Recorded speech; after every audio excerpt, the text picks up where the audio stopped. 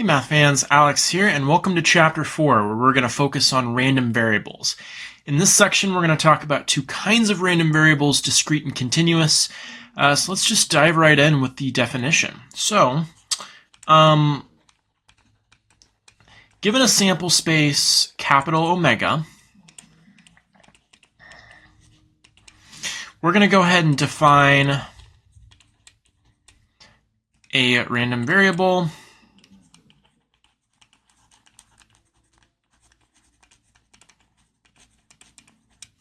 We're going to define a random variable to be a numerical function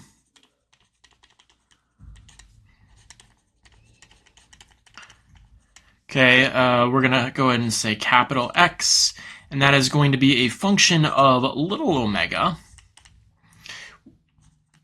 whose value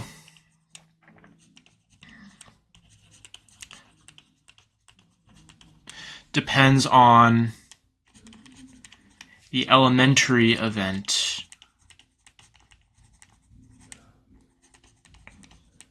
little omega that is in the sample space. Okay, so remember that, omega could be like, B1 all the way through B100, and any event is like a subset of these. But an elementary event is only one of them.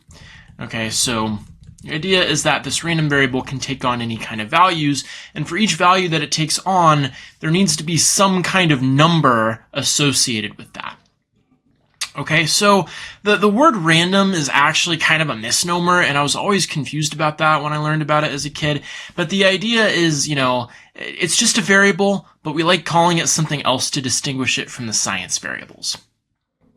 Okay. Okay, so now what we're going to do is we're going to go ahead and define the probability of this random variable being between x prime and x double prime.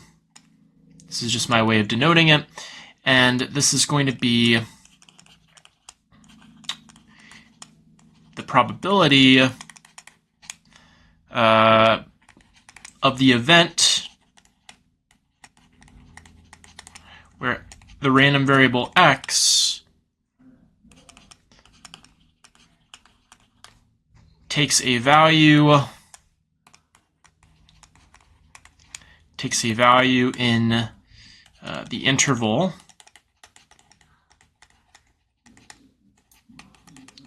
x prime to x double prime.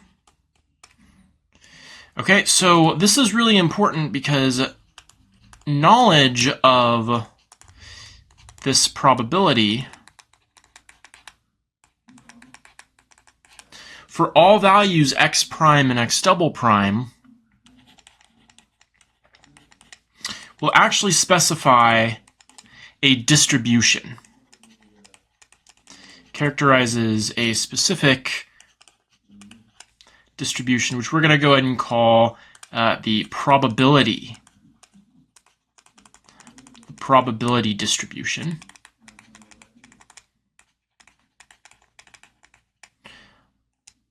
Probability distribution of the random variable x. So you might have heard of some of these before: geometric, binomial, Poisson.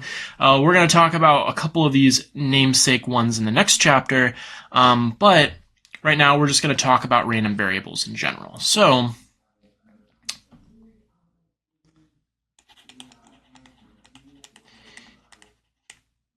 a random variable x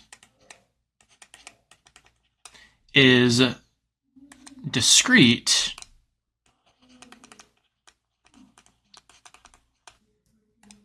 it's discrete if x takes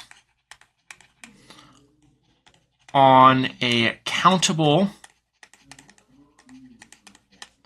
number of distinct values x. Okay, and before I go any further, I should probably define what countable means. Okay, so countable either means so this either means finite or Basically, they're in a bijection with the natural numbers. So it can be infinite, but only if that infinity is countable. 1, 2, 3, 4, etc. You can't count the real numbers. It's impossible to list all the real numbers in order from least to greatest. You just can't do it. Okay, so that's what countable means. But discrete means that x can take on values like 3, 4, 5, -7, and I can just count and enumerate all the possible values that it could take on. Okay, and all these are going to satisfy a couple of properties. Okay, the first property is that the probability of this random variable x evaluated at little x, okay, this is the symbol for the probability that the random variable takes on the value little x. Okay, that's more a notational thing than a property. But the second property is called the normalization property. And that's basically saying that if you run through, if little x is allowed to run through all the possible values from -infinity to positive infinity, and you sum up all those individual probabilities, you have to get 1. The sum of all possible probabilities that the random variable could take on, you have to exhaust everything. So if you add up all those individually, since probabilities can't overlap, it's a well-defined function and whatever, it has to equal 1. Okay, so this condition is so important that we're going to go ahead and give it a name, and that's called normalization. Again, I don't know why it's called normalization, but it's just, that's extremely important. Okay? Okay, so with those properties, it's not terribly surprising that the probability that x is between x prime and x double prime is just going to, I didn't want that to be that thick, is just going to be the sum, not from -infinity to positive infinity, but from, x prime to x double prime, inclusive, because we are including them, of the probabilities. By the way, this is a capital X, and that's referring to the random variable, and this is a lowercase x, and that's referring to a specific value the random variable could take on. I thought that was better than using the Greek letter xi, because I have a vendetta against that Greek letter, and I will not use it. You hear me? Will not. Okay. So that's discrete variables. All right, let's move on to continuous variables. So a random variable x is called continuous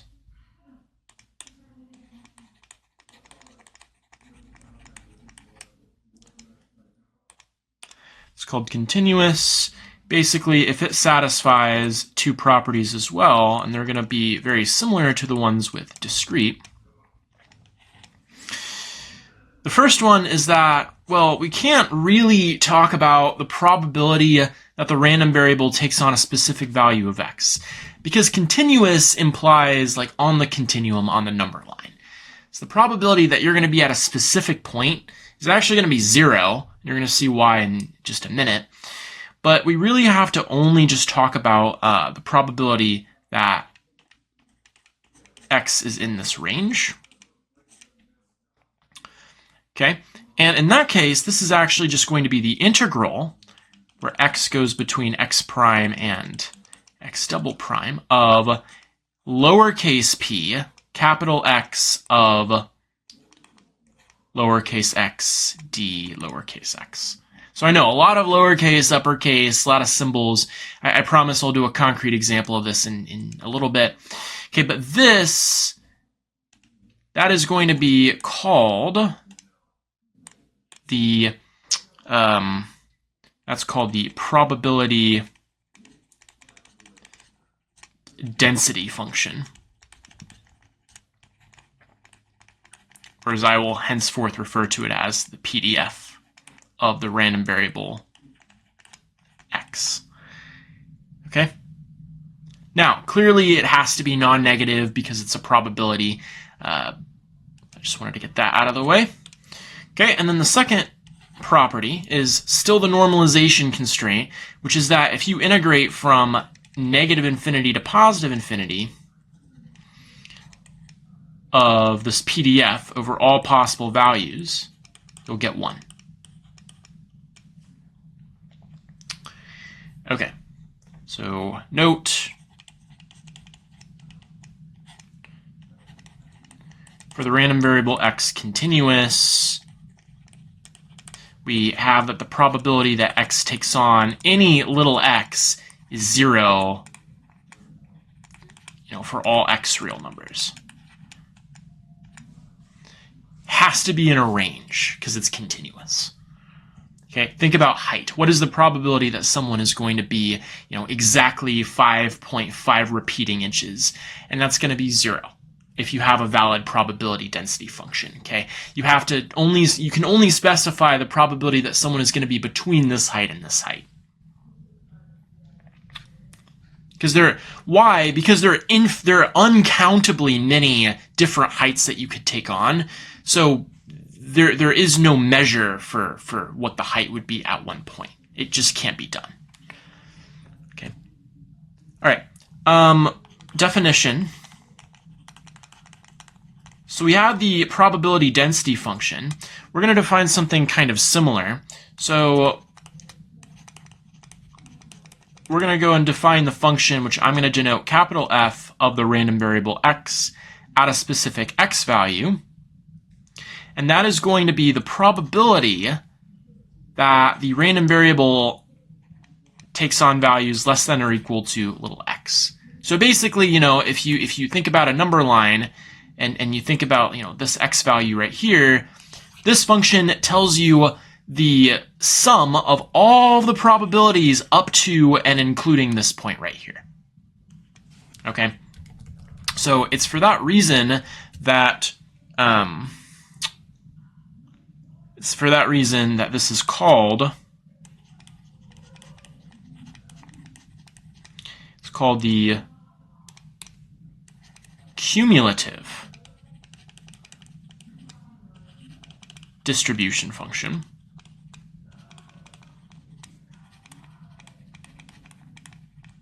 Or as I will henceforth refer to as CDF. I'll try to go back and forth between the two, but cumulative distribution function is a mouthful. Of the random variable x. Okay. Okay, so just a quick couple of comments about the CDF. Okay, so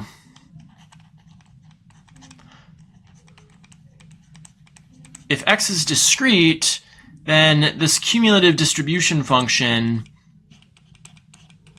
is just going to be the sum where x goes from negative infinity to lowercase x of this probability function. Okay. And for x continuous, then you can imagine we're going to have an integral. So this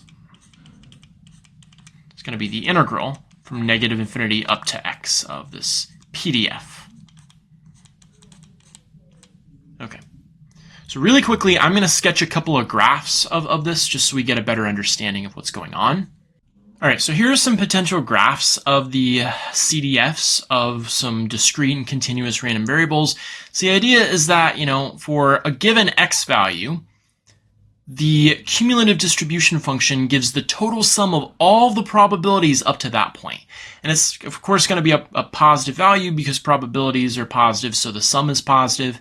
But then as you advance in x, you can't decrease the CDF. So the CDF is definitely non-decreasing.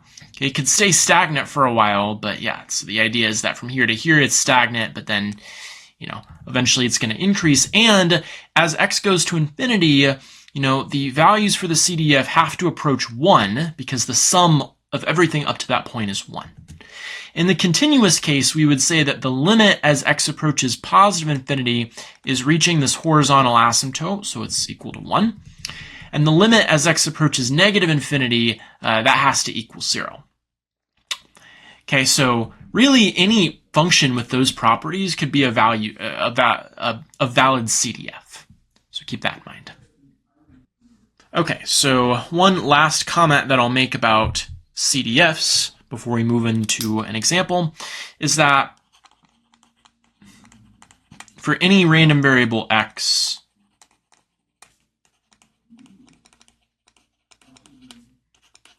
we have that the probability that x falls between x prime and x double prime is going to be the cumulative distribution up to x double prime minus the cumulative distribution up to x prime. And if you're familiar with the fundamental theorem of calculus, that's exactly right. Okay, so if you have a PDF and you integrate it, turns out you get the CDF, which means the derivative of the CDF is the PDF. Okay, so this is very natural. All right, let's move into our example. Okay, so example 1 introduces us to our first distribution, the uniform continuous distribution. It says suppose a point x is tossed at random onto an interval a to b. Okay, so maybe that interval looks a little something like this. And the uniform distribution has the special property that the probability of x falling on some kind of subinterval, which we'll call, x prime to x double prime, does not depend on the actual location of the subinterval. So this subinterval could be here, could be over here. It doesn't really matter, but what does matter is the length. Okay, so the probability is just going to be proportional to the length. Okay, so more precisely, we have that the probability that random variable falls between x prime and x double prime is proportional to the length, which means it's going to be equal to some constant k times the length x double prime minus x prime. And our first goal is probably going to be to find k. Okay, but that's not actually going to be too bad, considering that we know what the probability is when we substitute in a and b for x prime and x double prime. Namely, probability that x takes on values between a and b, which is still going to be equal to this constant k times b minus a. All I did was I substituted in for x prime and x double prime. Well, the probability that a random point is going to fall between a and b is 1, which implies what? Well, I can just divide both sides by b minus a, and I get that my constant k is equal to 1 divided by b minus a. Okay, so what that means is that the probability that my random variable is between x prime and x double prime is k times this quantity. Okay, so that's going to come out to be x double prime minus x prime divided by b minus a. Now, the important part is that property 1 of a continuous distribution is that this has to equal the integral, right? The probability that the random variable falls between these values has to equal the integral from x prime to x double prime of the probability distribution of your random variable. Okay, so what should the PDF be, is our question. Well, a natural candidate would be to make the PDF equal to this 1 over b minus a constant, right? Because 1 over b minus a is a constant, and if you integrate a constant, you're just going to pick up this x double prime minus x prime. So let's just suppose that the PDF is 1 over b minus a. Okay, and this is true. So the question to ask is, is this the PDF? Okay, so this is property 1, by the way. And the answer is kind of. There's a nuance, though, because if you'll recall, property 2 is the normalization constraint. And that means that the integral from minus infinity to positive infinity of the PDF, which we're supposing is equal to this, but we'll just label, PDF, needs to equal 1. Okay, but here's the problem. I can break this integral up into 3 regions. This is minus infinity, this is infinity. X is going to fall under a to b. However, that doesn't matter because your PDF needs to be defined for all possible values. Okay, so we have, these regions, that region, and that region.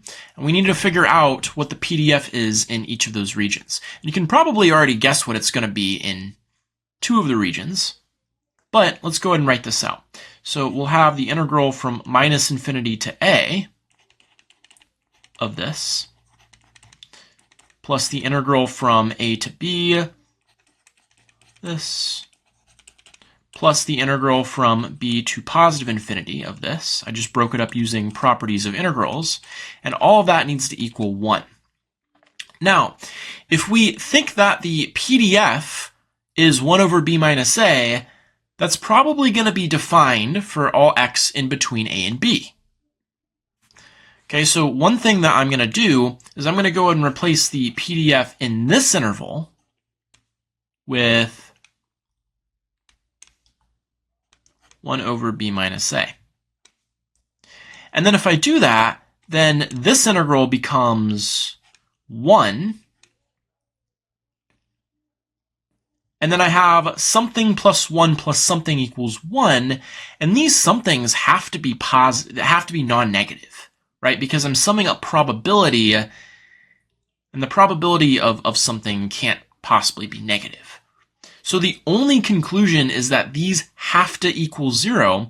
And the only way these integrals are going to equal 0 is if that PDF is equal to 0 and that PDF is equal to 0.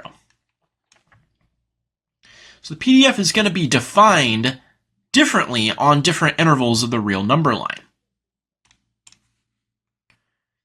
Okay, so that has to be 0 and that has to be 0 for it to work, which means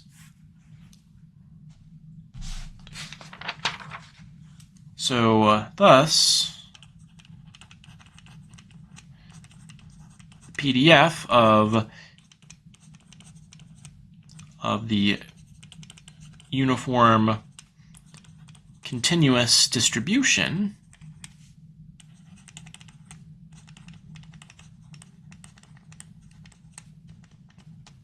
is defined to be px of little x is a piecewise function where it's going to be 1 over b minus a for all x between a and b inclusive.